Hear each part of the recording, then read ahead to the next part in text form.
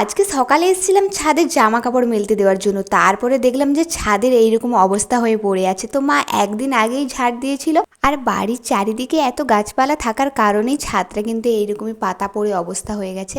তো তাই জন্য আমি একটা বড় ঝাঁটা নিয়ে চলে এসেছি। এখানে আমি ছাদটা ঝাড় দিয়ে দিচ্ছি ভালো করে।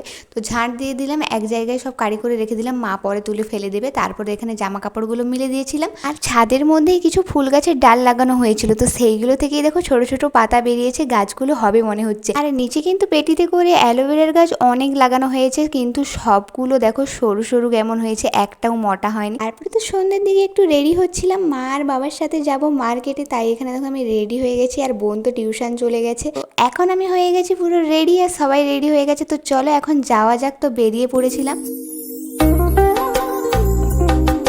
এই যে আমরা চলে এলাম, আর আমরা এসেছিলাম একটা জুয়েলারি দোকানে। তো এখানে আমাদের একটু কাজ ছিল, আর আমরা এখানে বসে বসে একটা কানের দেখছিলাম। তো এটাই বার করতে বলেছিলাম, তো আমার এটা ভালো লেগেছিল, তাই জন্য বের করে একটু দেখছিলাম।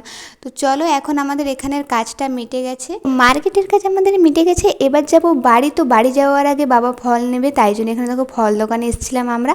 তো এখান থেকে ফল নিয়ে তারপরে চলে এলাম বাড়ি। আর এই যে এখানে খেজুর নিয়েছিলাম, কলা নিয়েছিল, লেবু নিয়েছিল। তো চলো আজকের মতো ভিডিওটা এখানেই শেষ করছি। দেখাচ্ছি নেক্সট ভিডিওটা।